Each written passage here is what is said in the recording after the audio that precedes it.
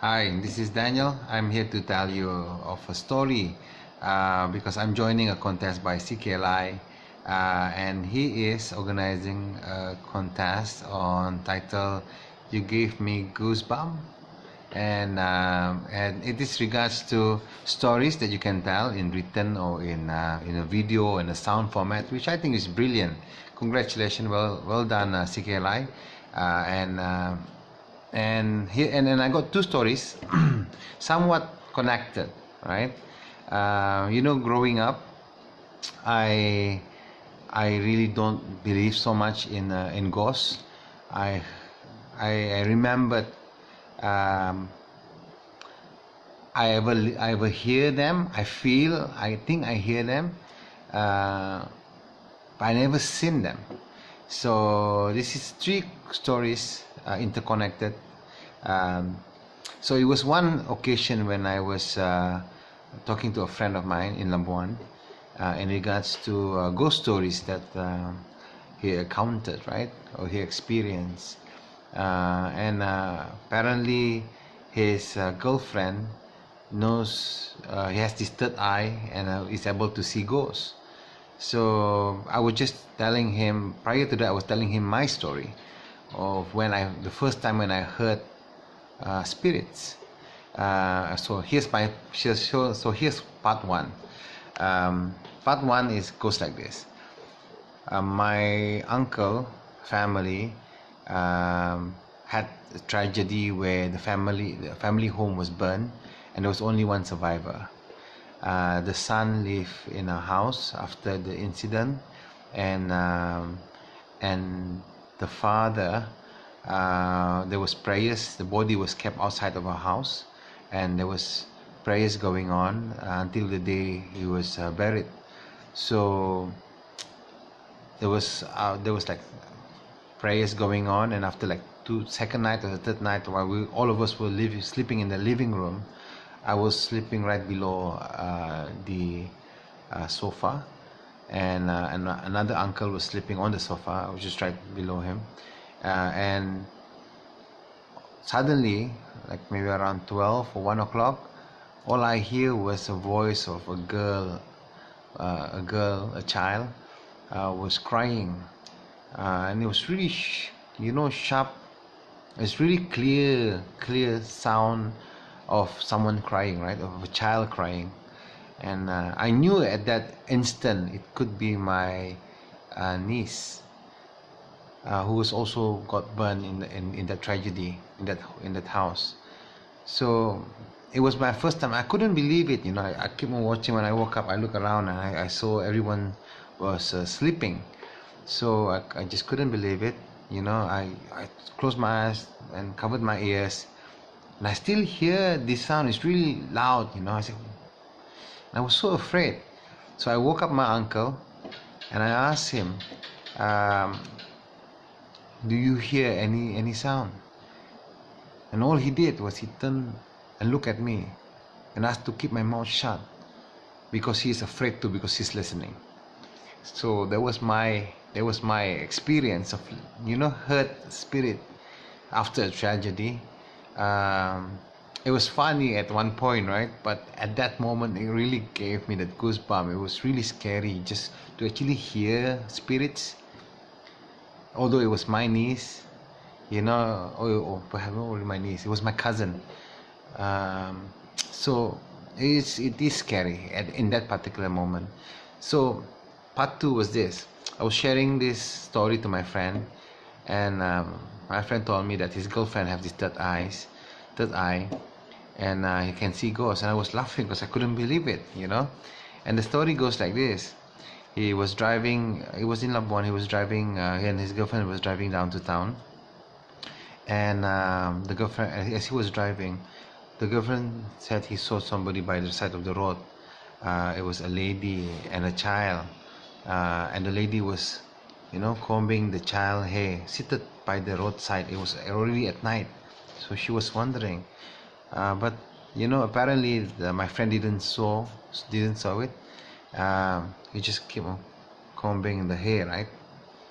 And as the car passed through, and the what do you call, the window was wind down.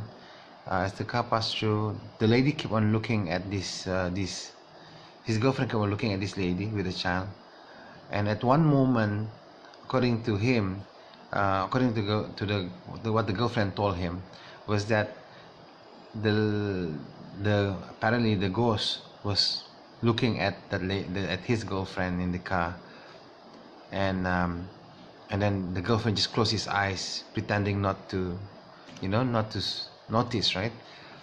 So, but as the window was wind down, and they just continue on driving, suddenly she felt her hand was grabbed by the side, and it really gave her that she was shouting, and it really gave the boyfriend, like, really in a panic mode. She wanted the boyfriend wanted to stop the car, but the girlfriend kept shouting, just drive, just drive. And it only stopped when they passed through a temple.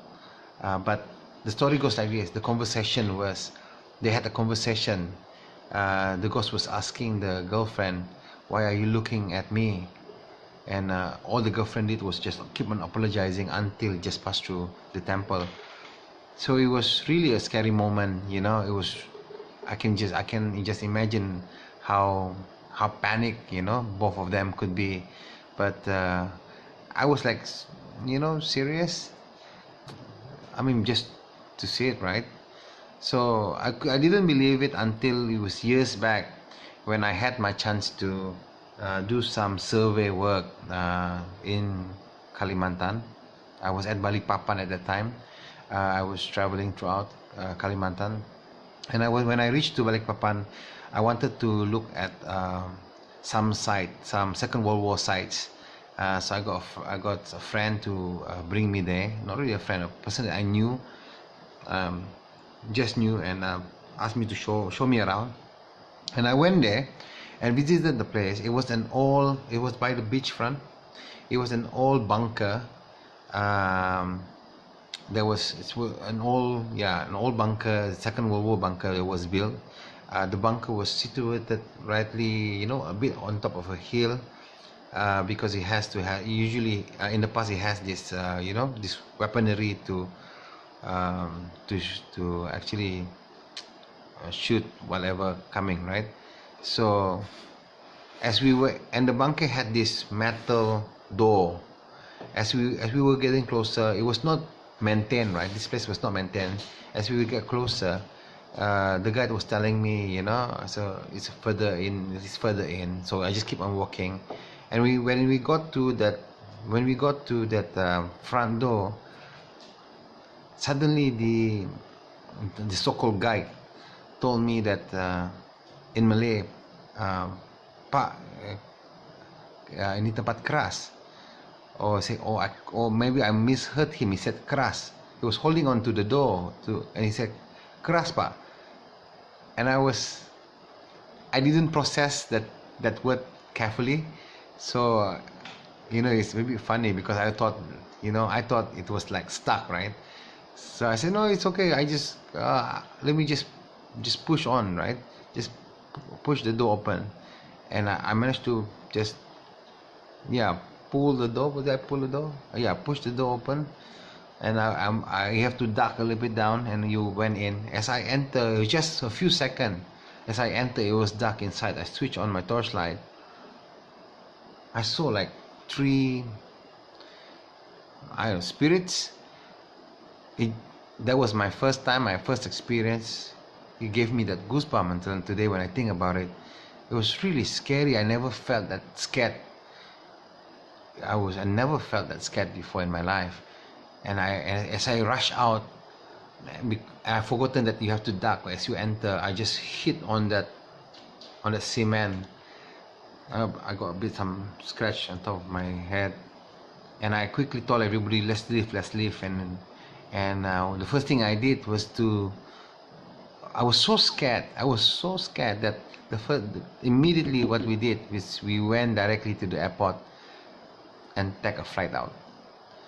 I think we took a flight to Tarakan. I think I can't recall, but that was how scary it was. I knew I had to leave that place immediately.